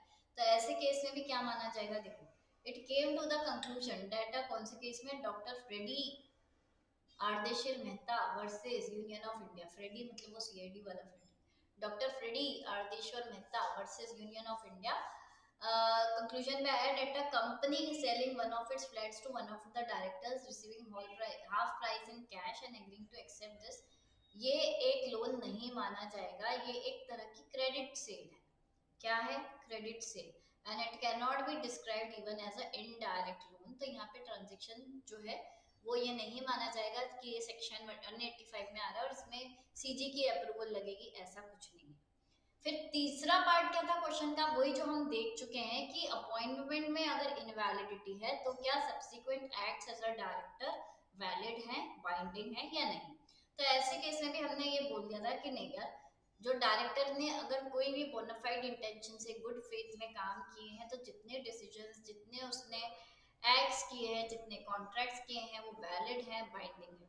ठीक है, तो यहाँ पर इसने यही बोला है कि according to section 176 all acts of the director are valid notwithstanding the fact that his appointment is afterwards discovered to be invalid। this is to protect outsiders as well as the members, and in this case defects अगर देखो एक चीज है, ये outsiders को भी protect कर रहा है, मेंबर्स को भी प्रोटेक्ट कर रहा है। अब ये है कि जब डिफेक्ट मिला ना उसकी टाइमिंग क्या है, जब डिफेक्ट मिला ना इसकी टाइमिंग क्या है। डिफेक्ट के पहले इसने जो एक्ट्स किए थे ना, डिफेक्ट के पहले जो एक्ट्स किए थे ये तो बाइंडिंग भी हो गए और वैलिड भी हो गए, ध्यान से सुनना। पर डिफेक्ट मिलने के बाद के जो एक्ट्स हैं, बाद के एक्ट्स तो भाई फिर तो मालूम पड़ गया कि तुम्हारा अपॉइंटमेंट ही इनवैलिड है, तो फिर ये इनवैलिड हो जाएंगे। ठीक है, डायरेक्टर को कोई नॉलेज नहीं था डिफेक्ट्स का, तब तक वो डायरेक्टर बना रहा, तब तक वैलिडिटी जो है उस पर क्वेश्चन नहीं कर सकते, वो सब बाइंडिंग में है। ठीक है, पर अगर उसके बाद आपने ये किया ना तो दिक्कत है, उसके बाद फिर आपको प्रॉपर अप्रूवल नहीं। फिर आते हैं हम अगेन ऑडिट कमेटी का क्वेश्चन आ रहा है, an audit committee of the public company submitted its report on the recommend on its recommendation to the board. अब बोर्ड ने वो ये कहा सुनने वाली कर ली, पापा जी और बेटे जी की नहीं बनी, तो अब आपने को ये बताना है कि provided that the provisions of this clause shall not apply to a transaction other than a transaction referred to in section 188 between a holding company and its wholly owned subsidiary। ये कहाँ से आ गया, कहाँ से आ गया, ये गलत क्वेश्चन आ गया, किसी और का पार्ट आ गया।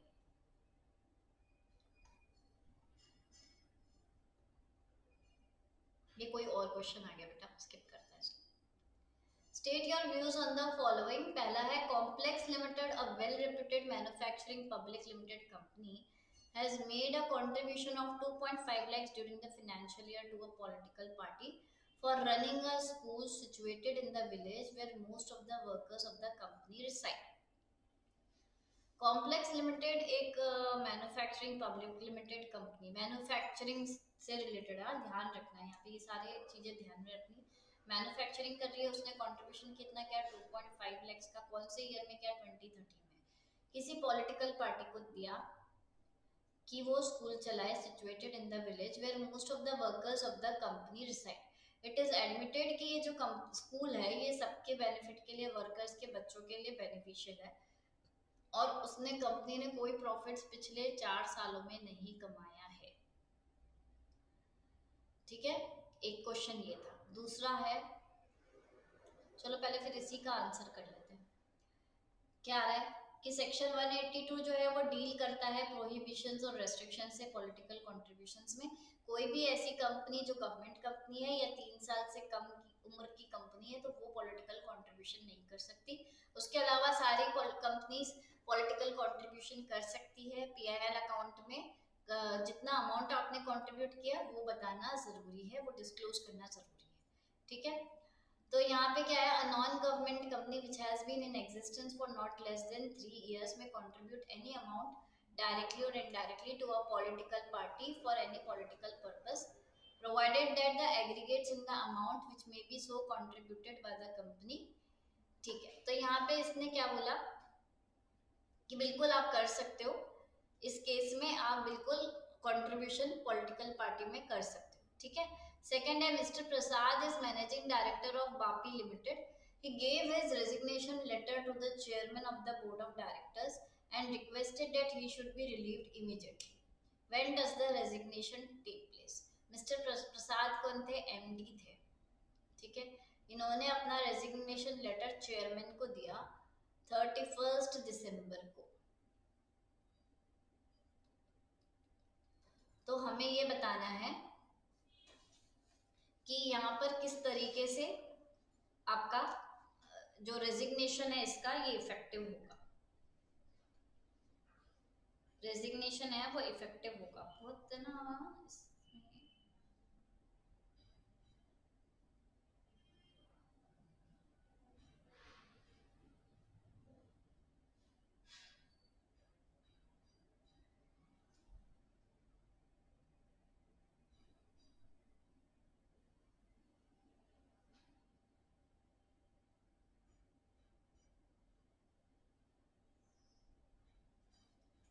ठीक है, मिस्टर प्रसाद जो है उन्होंने क्या बोला, he gave his resignation letter to the chairman, उन्होंने सीधा उनको दे दिया। तो मतलब बोर्ड के रिसिप्ट में नोटिस मतलब कब आया, 31 दिसंबर 2013, और उन्होंने बोला कि मुझे इमीडिएटली आप रिक्वेस्ट किया कि इमीडिएटली हो सकता है क्या। तो देखो उन्होंने जब भी नोटिस दिया है, जब उन्होंने रेजिग्नेशन लेटर में अपना कोई डेट नहीं लिखा, तब तो जब भी कंपनी को रिसीव हुआ उसी दिन माना जाएगा। तो कंपनी के बोर्ड ऑफ डायरेक्टर्स को उसी दिन उन्होंने मिल गया था, उसी दिन उन्होंने पकड़ा दिया और इमीडिएटली करने की बात की, तो ये यहाँ पे इफेक्टिव हो जाएगा। ठीक है, फिर हम बात कर रहे हैं, ये क्वेश्चन कहीं और का आ गया बायबैक का।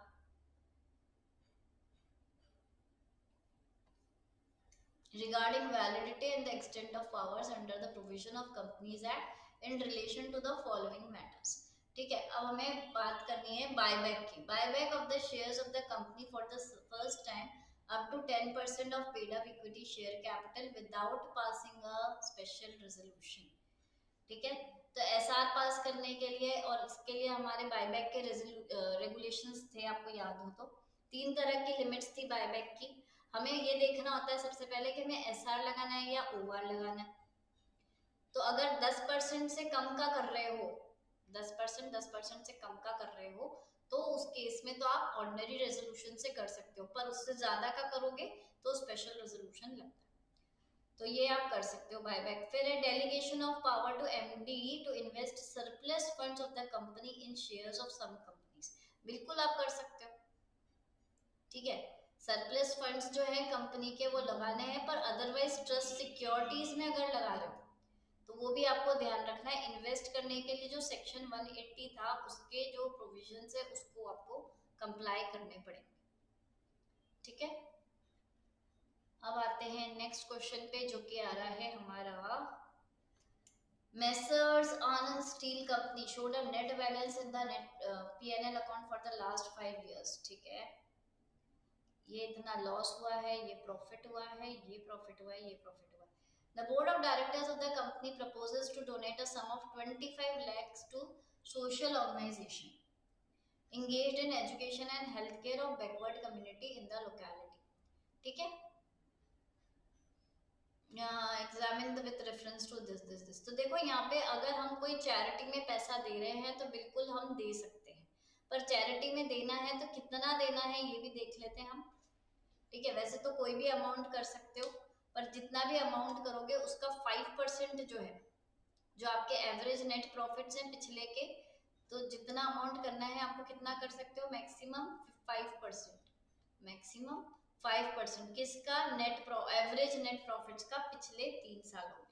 तो अब देखो उन्होंने कितना बोला है कि हमें कितना डोनेट करना है, 25 लाख. तो अभी अपन पहले देखते हैं कि कितना होता है. क्या लिखा है इन्होंने, देखो सेक्शन 181 जो है वो चैरिटेबल फंड से रिगार्डिंग है. उसमें बोला गया है कि बोर्ड ऑफ डायरेक्टर्स जो है वो कंट्रीब्यूट कर सकते हैं किसी बोनाफाइड चैरिटेबल फंड्स में, प्रोवाइडेड दैट कि आपने एसआर पास करके रिक्वायर्ड परमिशन ले ली है, in case any amount aggregate of which in any financial year exceeds 5% of its average net profits, जो पिछले 3 प्रीसीडिंग ईयर्स का है. 3 सालों का क्या है, पिछले 3 सालों का. अभी हम क्या कर रहे हैं, लास्ट 5 ईयर्स का है ना.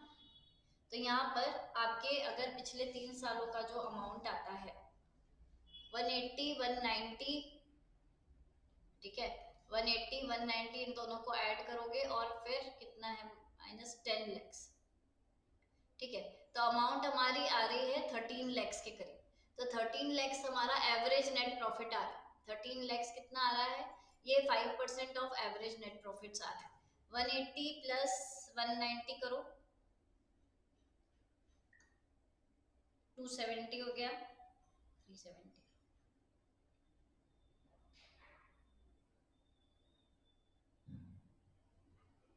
ठीक है, और -10 डिवाइडेड बाय 3 और उसका फिर 5%. ठीक है, तो आपका आ जाएगा 13 लाख के आसपास. तो यहाँ पर आपने क्या कितना कंट्रीब्यूट करना है, 25 लाख बोला है, तो आप ज्यादा कंट्रीब्यूट कर रहे हो, 13 लाख तक तो कर सकते हो. और आपको कितना करना है, 25 लाख करना है. ज्यादा करना है तो आपको शेयर होल्डर्स का अप्रूवल यहाँ पे लगेगा. ठीक है, तो ये जो सेक्शन है ये किसके लिए बोल रहा है, ये कंट्रीब्यूशन टू चैरिटेबल फंड्स बोल रहा है. क्या बोल रहा है, 5% of the average net profits of previous 3 years. ठीक है, तो उस हिसाब से पिछले 3 सालों का देखोगे, एवरेज नेट प्रॉफिट निकालोगे, उसका 5% निकालोगे, जो आपका अमाउंट आएगा अगर उससे ज्यादा का कंट्रीब्यूशन है तो एसआर लगेगा, नहीं तो नहीं लगेगा. ठीक है, फिर आते हैं हम नेक्स्ट क्वेश्चन पे. क्या है, द बोर्ड मीटिंग ऑफ मनो limited was held on 10th June at Lucknow at 10:30. Time of starting the board meeting, number of directors present were 8. Total directors कितने कंपनी के, 10. टोटल डायरेक्टर्स हैं 10, डायरेक्टर्स जो present थे 8, तो इतना तो समझ में आता है कि कोरम हो चुका था। The board transacted 8 items on that day, ठीक है, 8 आइटम्स उन्होंने किए। 12 नून मतलब 12 बजे तक after the completion of 4 items 5 directors meeting छोड़ के चले गए। तो वैलिडिटी ऑफ द प्रोविजंस देखना है अपने, मीटिंग वैलिड है कि नहीं। देखो कंपनी की मीटिंग हो रही 10 जून पे, तो ये समझ आ रहा है डेट तो सही है हमारी, डेट सही है, टाइम भी सही है, ठीक है। अब यहाँ पे बोर्ड मीटिंग जब भी स्टार्ट होती है, ये आपको कोरम के लिए बोला गया है कि कोरम जो है it must be present throughout the meeting, it must be present throughout the meeting. बीच में अगर आपके कोरम नहीं रहता है तो जितना भी बिजनेस बिना कोरम के ट्रांजैक्ट किया है वो सारा इनवैलिड हो जाता है, ठीक है। तो अब देखो उसके हिसाब से इन्होंने आंसर किस तरीके से दिया है। Section 174 provides for the quorum of the meeting, quorum of the board of directors of the company shall be 1/3 of the total strength. पहले तो आप कोरम देखोगे, मन से मैंने कैलकुलेट करके बोल दिया, 10 में से 8 प्रेजेंट थे तो मैंने मोटे मोटे तौर पर बोल दिया, पर आपको वहां लिखना पड़ेगा कि कोरम कितना होता है, ठीक है। तो the quorum for the meeting for the board of directors is 1/3 of the total strength और 2 whichever इज हायर, ठीक है, और 2 whichever इज हायर। तो 1/3 ऑफ द टोटल स्ट्रेंथ कितना था, 1/3 ऑफ 10 दैट इज 4, या whichever is 2 whichever is higher. तो ऐसे केस में यहाँ पे कितने थे, 4 और 4 आया अपना, और ये 2, 4 आपका कोरम आया। कोरम मतलब प्रेजेंट तो था, 8 मेंबर्स आए थे तो कोरम तो प्रेजेंट था। फिर यहाँ पे इंटरेस्टेड डायरेक्टर की भी बात आप साथ में लिख सकते हो, where at any time the number of interested director exceeds और equal to 2/3 of the total strength, ठीक है। The number of remaining directors were not interested present at the meeting being not less than 2 shall be the quorum of during such time। देखो एक चीज समझ लो, वैसे तो ये इन्होंने लिखा, ये वैसे नहीं लिखते तो भी चलता था क्योंकि इंटरेस्टेड डायरेक्टर्स जो है उसके बारे में तो क्वेश्चन भी नहीं है, ठीक है। तो अभी अगर इंटरेस्टेड डायरेक्टर्स का आएगा तो ये आप लिख सकते हो। अब प्रोविजन क्या क्या है, पहला प्रोविजन तो कोरम के लिए बोल रहा है कि 1/3 ऑफ टोटल स्ट्रेंथ और 2 whichever इज हायर। सेकेंड बोल रहा है कि अगर इंटरेस्टेड डायरेक्टर्स थे और वो जो इंटरेस्टेड डायरेक्टर्स हैं वो आपके 2/3 से ज्यादा है, 2/3 ऑफ टोटल इससे ज्यादा के हैं, तो कोरम क्या होगा, जो नॉन इंटरेस्टेड डायरेक्टर्स है, कोरम क्या होगा जो नॉन इंटरेस्टेड डायरेक्टर्स है और 2 whichever इज हायर, मतलब 2 से कम तो नहीं होने चाहिए, ऐसा ये इंटरेस्टेड के लिए बोल रहा है। अब फर्स्ट जो केस है उसमें क्या क्वेश्चन पूछा था, एग्जामिन द वैलिडिटी, ओके। अब इसमें बोला कि it is not enough that a quorum, एक सेकंड यहाँ पे, hence the quorum was present at the time of commencement of meeting, ये हमने इन सबसे मालूम कर लिया। As a rule in the case of the meeting of board of directors the meeting can not transact a business unless the quorum is present at the time of transacting the business. It is not enough कि quorum सिर्फ शुरुआत में ही हो, quorum through out होना चाहिए, it is required at every stage of the meeting, और जब तक कोरम नहीं होगा तब तक बिजनेस जो भी ट्रांजैक्ट किया वो वॉइड हो जाएगा।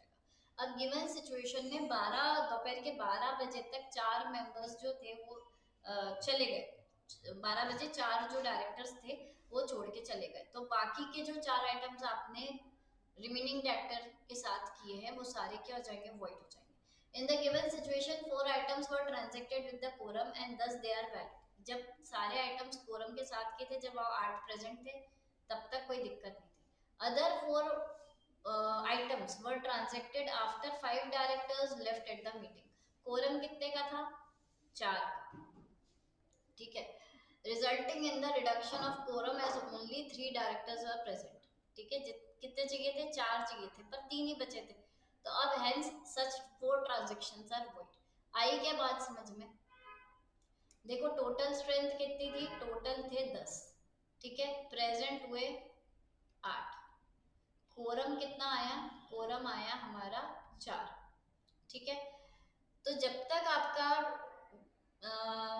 बिजनेस में कोरम था तब तक आपका ये जो पास करोगे वो वैलिड था, ठीक है। मतलब 12 नून तक जो आपने 4 आइटम्स पास किए वो वैलिड हो गए, पर उसके बाद 12 बजे के बाद 5 डायरेक्टर्स चले गए, 5 डायरेक्टर्स चले गए, बचे कितने, 3, ठीक है, हमें कोरम के लिए कितने चाहिए थे, 4, तो कोरम प्रेजेंट नहीं था लास्ट 4 आइटम्स के लिए, तो लास्ट 4 आइटम्स क्या हो गए हमारे, वॉइड हो गए, ये वाला जो बिजनेस ट्रांजैक्ट किया ये वॉइड हो गया। फिर है नेक्स्ट क्वेश्चन,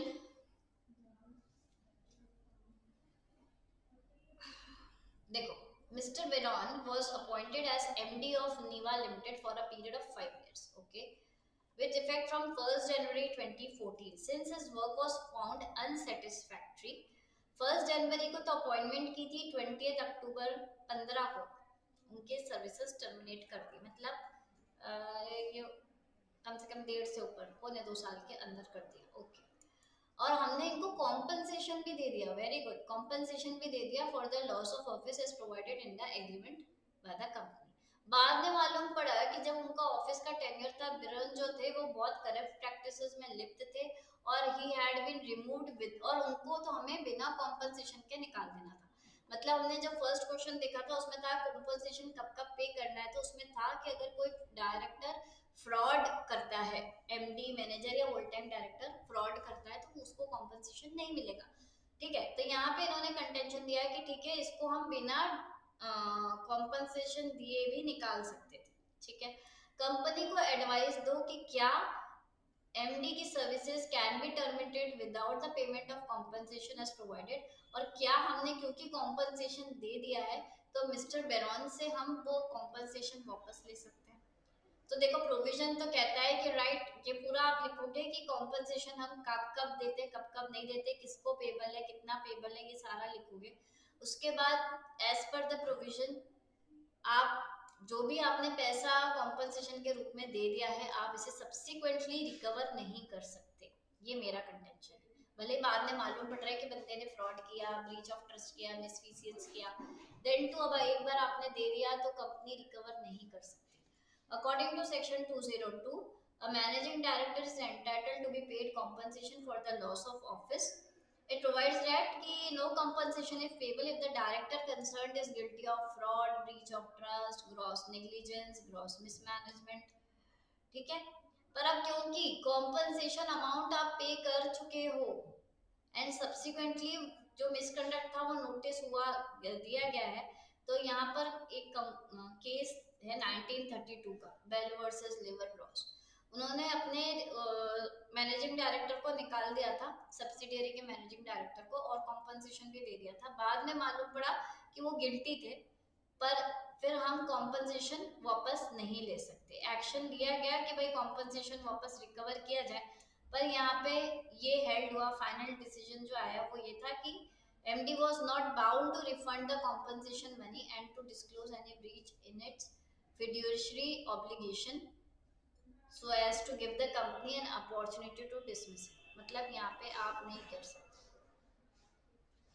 नॉर्मल सर्कमस्टांसेस में कंपनी जो है is entitled to terminate the services of Byron as managing director without payment of compensation. Normal circumstances में मतलब जब आपने पे नहीं किया है, पर अगर आपने पे कर दिया ना तो फिर आप वापस सब्सिक्वेंटली रिकवर नहीं कर सकते, ठीक है। लास्ट क्वेश्चन आ रहा है हमारा इस सीरीज में, board of directors of PBX held a board meeting on 2 May at its registered office, ठीक है। अब क्वेश्चन कहाँ गया, एक सेकेंड। बोर्ड ऑफ डायरेक्टर्स ने 2 मई 2014 को रजिस्टर्ड ऑफिस में बोर्ड मीटिंग करी, ओके। अब हमें क्या देखना है,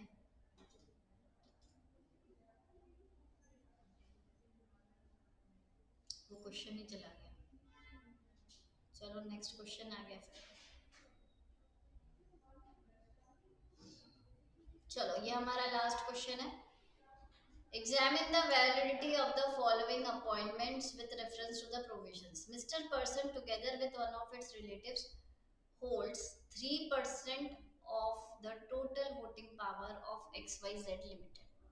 XYZ Limited एक कंपनी है, मिस्टर पर्सन एक डायरेक्टर हैं और वो अपने रिलेटिव्स के साथ मोर देन 2% मतलब 3% of total voting power hold करके बैठे हैं। बोर्ड ऑफ डायरेक्टर्स ने इन्हें क्या बना दिया, आईडी बना दिया। तो पहला केस ये है, ठीक है। अब मैं यहाँ पे इसको पढ़ती हूँ फर्स्ट केस के आंसर को। देखो 2% से ज्यादा है, ठीक है, तो वैसे तो आप आईडी नहीं अपॉइंट कर सकते 2% से ज्यादा में। एन आईडी जो independent director means a director who neither himself, ना खुद से ना किसी रिलेटिव्स के साथ मिलकर 2% से ज्यादा होल्ड कर सकता है total voting power in the company, ठीक है। गिवन प्रॉब्लम में मिस्टर पर्सन ने कितना हेल्ड किया है 3%, तो वो आईडी अपॉइंट नहीं हो सकते। आया समझ में। सेकेंड क्वेश्चन आ रहा है ABC limited a listed company having 5000 small share holders upon receiving notice from 400 of such small share holders has refused to appoint a small share holders director under section 151। देखो section 151 बोलता है small share holder director के बारे में। उसमें ये था कि कोई भी जो स्मॉल शेयर होल्डर है वो मतलब एक रिक्विजिट नंबर है, उतने आपको लाने हैं, मतलब वो जो लोग हैं वो रिक्वेजिशन कर सकते हैं या कंपनी अपने सीओ मोटो किसी भी मतलब share holder small share holders का डायरेक्टर अपॉइंट कर सकती है। अब स्मॉल शेयर होल्डर कौन होता है? जिसका कि 20,000 से कम का नॉमिनल वैल्यू का शेयर्स का होल्ड है, ठीक है। अब इस केस में क्या देखा था इन्होंने, इन्होंने कहा ये लिस्टेड कंपनी है, ठीक है।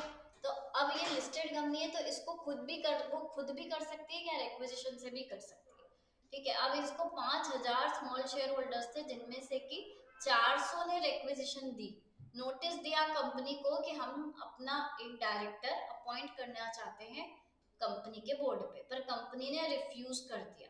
तो क्या ये सही है? देखो क्या बोला है, अ लिस्टेड कंपनी में have one director elected by such small share holders in such manner on such terms as provided under this, ठीक है। कितने कितने होने चाहिए? देखो नोटिस कितनों से मिलना चाहिए? नोटिस मिलना चाहिए 1000 स्मॉल शेयर होल्डर्स से या फिर 1/10 of total such small share holders whichever is less वाला प्रोविजन है। लॉ ने प्रोटेक्ट किया है, हायर नहीं रखा है, लेस रखा है, 1000 या फिर 1/10 ऑफ जितना भी ऐसे शेयर होल्डर्स। अब hence in the above case कितने हैं? 500 हैं, 5,000 तो तुम्हारे ये थे, कहाँ गया, 5,000 स्मॉल शेयर होल्डर्स थे, तो मतलब 1,000 शेयर होल्डर्स, 1,000 शेयर होल्डर्स या फिर आपके 1/10 ऑफ टोटल, 1/10 ऑफ टोटल मतलब कितने? 500। तो 1,000 या 500 में से लेस कौन सा था? 500। 500 ने भी अगर एप्लीकेशन किया तो एबीसी जो है वो small share holder director appoint कर सकती है। पर इस केस में क्या हुआ कि 400 जो है उन्होंने किया, since the number is applied is less than 1000, 500 से नोटिस मिलना था पर 400 ने ही नोटिस दिया है, तो ऐसे केस में आपको जरूरत नहीं है डायरेक्टर बनाने की, ठीक है। एक सेकेंड होल्ड करो, बहुत इंपॉर्टेंट फोन कॉल आ रहा है।